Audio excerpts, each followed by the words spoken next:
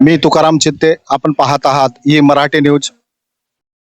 आज महाराष्ट्र राज्याचे वैद्यकीय शिक्षण मंत्री तथा नंदुरबार जिल्ह्याचे पालकमंत्री हसन मुश्रीफ हे नंदुरबार जिल्ह्याच्या दौऱ्यावर असून आज सिंहस्थ पर्वणी तथा कुंभमेळ्याच्या पार्श्वभूमीवर प्रकाशा नगरीला भेट देणार आहेत। आज या सिंहस्थ पर्वणीच्या सर्व विकास कामांची पाहणी करणार आहेत। लोकांच्या अपेक्षा, समस्या, तेथील मंदिराच्या परिसराच्या समस्या काय आहेत हे जाणून घेण्यासाठी आज खास नंदुरबार जिल्ह्याचे पालकमंत्री प्रकाशा दौऱ्यावर येत आहेत। कॅमेरामॅन कौस्तुभ मोरेसह तुकाराम चित्ते, ई मराठी न्यूज, प्रकाशा। प्रकाशा विशेष प्रतिनिधी। उत्तर महाराष्ट्राचे दक्षिण काशी म्हणून ओळखल्या जाणाऱ्या प्रकाशा ता शहादा येथे आगामी काळात होणाऱ्या सिंहस्थ कुंभमेळ्याच्या पूर्वतयारीच्या हालचालींना वेग आला आहे। याच अनुषंगाने माजी खासदार डॉक्टर हिना गावित यांनी प्रकाशा येथील जागृत देवस्थान असलेल्या श्री गौतमेश्वर महादेव मंदिराला सदिच्छा भेट देऊन दर्शन घेतले। कुंभमेळ्यात येणाऱ्या भाविकांची सोय हीच आमची पहिली प्राथमिकता असेल असे स्पष्ट करत मंदिर परिसराच्या व घाटांच्या विकास कामांसाठी शासन स्तरावरून लवकरच मोठा निधी उपलब्ध करून दिला जाईल अशी माहिती त्यांनी यावेळी दिली। घाटांची व मंदिर परिसराची केली पाहणी। डॉक्टर हिना गावित यांनी श्री गौतमेश्वर महादेवाचे दर्शन करून त्यानंतर त्यांनी मंदिर ट्रस्टचे पदाधिकारी आणि स्थानिक ग्रामस्थांची चर्चा करून मंदिर परिसर, तापी गोमती नदीचे स्नान घाट आणि भाविकांच्या येण्या जाण्याच्या मार्गांची प्रत्यक्ष पाहणी केली। कुंभमेळ्याच्या काळात देशभरातून लाखो भाविक येथे दर्शनासाठी व पवित्र स्नानासाठी येतात। ही गर्दी लक्षात घेऊन आतापासूनच पायाभूत सुविधांचे नियोजन करणे गरजेचे असल्याचे त्यांनी सांगितले। भाविकांच्या सोयींवर असेल विशेष भर। माजी खासदारांनी सांगितले की कुंभमेळ्यादरम्यान तापी आणि गोमती नदीपात्रातील घाटांची दुरुस्ती करून ते अधिक सुरक्षित व सुशोभित केले जातील।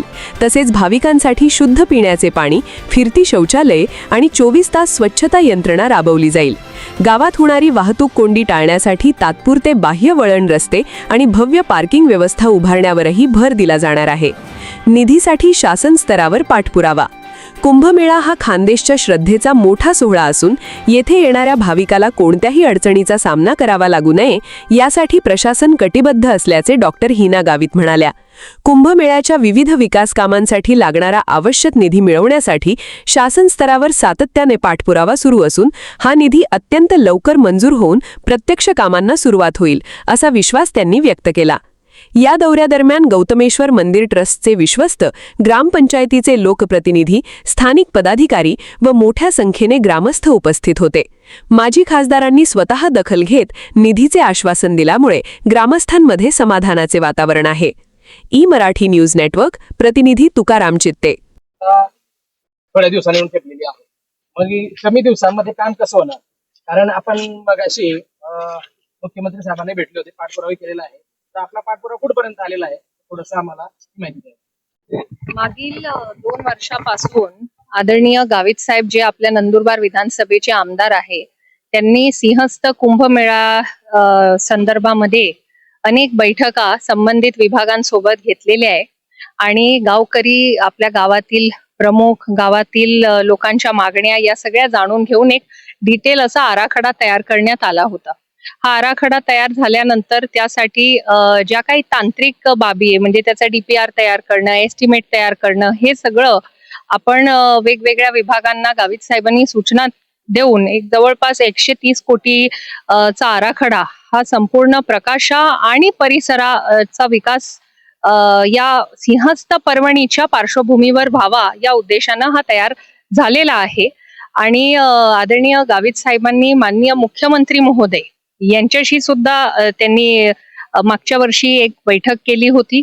या वर्षी वर्षाच्या सुरुवातीला गावित साहेबांची तब्येत बरी नसल्यामुळे ते हॉस्पिटलला होते, पण तरी सुद्धा फोनद्वारे माननीय मुख्यमंत्र्यांशी त्यांनी संपर्क साधला आणि मी स्वतः माननीय मुख्यमंत्र्यांना जाऊन भेटून या सगळ्या आराखड्याची आम्ही त्यांना कॉपीही दिली आणि त्यांना सांगितले की लवकरात लवकर आम्हाला आपण निधी मंजूर करून द्यावा। तर आता प्रोसेसमध्ये हा जवळपास मी असं म्हणेन 90-95% काम आपलं झालेलं आहे. फक्त 5% काम हे आपलं बाकी आहे आणि आपले सर्व एस्टिमेट आणि हे सगळं कंप्लीट असल्यामुळे अगदी महिनाभरामध्ये सुद्धा आपण जर फायनल मंजुरी आपल्याला तात्काळ, जसं आता पालकमंत्री महोदयांनी आज इथे व्हिजिट केली आणि त्यांनी सुद्धा सर्व स्पॉट्स बघितले आणि काय काय करणं अपेक्षित आहे ह्या त्यांनी आमच्याकडून सुद्धा, कलेक्टर मॅडम कडून सुद्धा संपूर्ण माहिती त्यांनी घेऊन ते स्वतःही माननीय मुख्यमंत्र्यांशी बोललेले.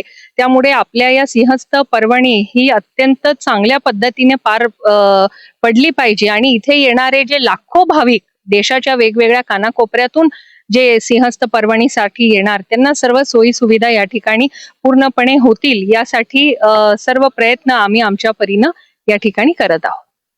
केवळ 1 वर्षावर येऊन ठेपलेले असताना 117 कोटी रुपयांचा प्रस्ताव ग्रामपंचायतीच्या वतीने पालकमंत्र्यांना दिला गेलेला आहे. हा 117 कोटी रुपयांचा प्रस्ताव मंजूर व्हायला साधारण 2 महिने लागतील असं आता नुकतेच पालकमंत्री आपल्याला सांगून गेले. तर 2 महिन्यांनी जरी पैसे मिळाले तर केवळ 10 महिन्यामध्ये येथे असलेला घाट बनविणे, भक्तनिवास बनवणे, चेंजिंग रूम बनवणे केवळ 10 महिन्यामध्ये हे शक्य आहे का? आता असं आहे की नवीन नवीन टेक्नॉलॉजी ही आल्यामुळे ज्या गोष्टींना पूर्वी 5-5 वर्ष लागायची हे सुद्धा कमी कालावधीमध्ये आपण पूर्ण होताना बघत आहोत. आता नुकतंच एक उदाहरण द्यायचं म्हटलं तर आपला जो पूल प्रकाशाच्या आपल्या तापी नदीवर हायवेला आपण जो मंजूर केला होता, आपला कोळदा खेतिया या हायवेवर, तर पूर्वीच्या काळामध्ये ब्रिज हे ऑन द स्पॉट त्या ठिकाणी तयार केले जायचे. पण आता मॉड्युलर पद्धतीने ते तयार ढाचे हे तयार करून आणले जात मिळाली तर काम पूर्ण होणार की नाही अशी तुम्ही अजिबात शंका व्यक्त करू नका. कारण आपल्याकडे आता नवीन तंत्रज्ञानाचा वापर करून कमी कालावधीमध्ये सुद्धा खूप मोठ्या स्केलची कामं ही होत आहे. आता एक जिवंत उदाहरण म्हणजे आपल्या देशाची नवीन संसद भवन. संसद भवन हे अगदी 3 वर्षामध्ये पूर्ण संसद भवन एवढं मोठं देशाचं आज सर्वात सुंदर असं पार्लमेंट हाऊस आपण जे तयार झालंय हे सुद्धा कमी कालावधीमध्येच तयार करण्यात आलंय. त्यामुळे 10 महिन्याचा कालावधी हा आपल्याला जरी असं वाटतं अरे 10 महिने, पण 10 महिन्यामध्ये हे सर्व कामं होऊ शकतात. आणि कारण त्याच्या अगोदर, मंजुरीच्या अगोदर जे काही आवश्यक आराखडे होते हे सर्व आपले व्यवस्थित तयार असल्यामुळे 2 महिने सुद्धा लागणार नाही, महिन्याभरातच सगळी मंजुरी येऊन जाईल. आणि कमी कालावधी असल्यामुळे शॉर्ट नोटीसचे 7 दिवसाचे टेंडर काढून सुद्धा टेंडर प्रक्रिया ही पूर्ण करता येऊ शकते. त्यामुळे आपला पुढच्या वर्षी वर्षभराच्या आत ही कामं झाली पाहिजे हे टार्गेट आम्ही तर कलेक्टर मॅडमशी चर्चा केली की सप्टेंबर पर्यंत सुद्धा आपल्याला जर मंजुरी मिळून गेली तर आपली ही कामं ही आपण सक्सेसफुली पूर्ण करू शकतो. ताई, येत्या पुढच्या महिन्यामध्ये श्रावण मासाला सुरुवात होणार आहे आणि दक्षिण काशी प्रकाश येथे श्रावण मासामध्ये मोठ्या प्रमाणामध्ये नंदुरबार तालुक्यातून भाविक येत असतात.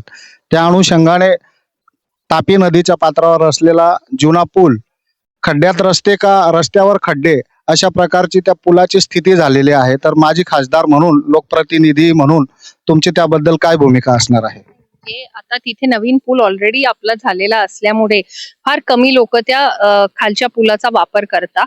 त्याचा जरी त्याचा जरी नाही तर मग त्याचा जरी वापर कमी होत असला तरी त्याची अवस्था कशी चांगली करता येईल यासाठी संबंधित विभागाला मी सूचना करेन.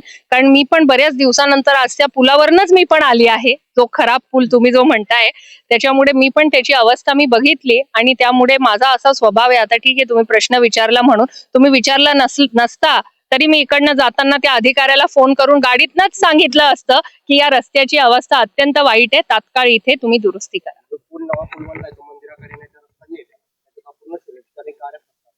कारण म्हणजे खड्डे आहेत तो रस्ता पूर्ण सोडला, डायरेक्ट बायपास कट मारला नाही डायरेक्ट. बरं, जे काय अपुरं असेल ते पण त्यांना कम्प्लीट करायच्या सूचना आम्ही करू. सर्व्हिस रोड रोडला टच यांच्या स्तरावर होत असेल समजा तर आपण यांच्या स्तरावर करू, इथून होत नसेल तर गडकरी साहेबांना सांगू, 200 मीटर असेल काय यांच्याशीच बोलून घेऊ आपण सर्व्हिस रोड बनवायचं. धन्यवाद.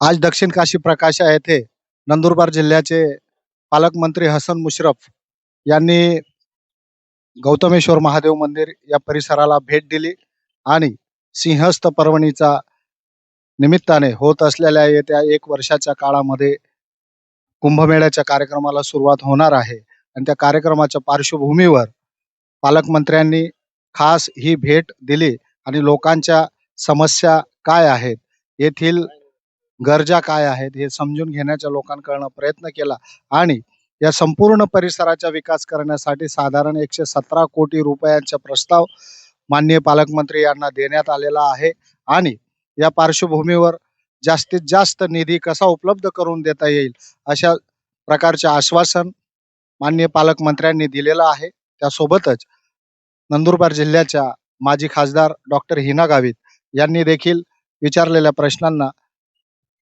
योग्य अशा प्रकारचे उत्तरे दिलेली आहेत. कॅमेरामॅन कौस्तुभ मोरेसह तुकाराम चित्ते, ई मराठी न्यूज, प्रकाशा. सामान्य जनतेचा आवाज थेट तुमच्यापर्यंत. ई मराठी न्यूजच्या ताज्या बातम्या आणि नवनवीन अपडेट्स मिळवण्यासाठी आपल्या YouTube चॅनलला सबस्क्राईब करा लगेच.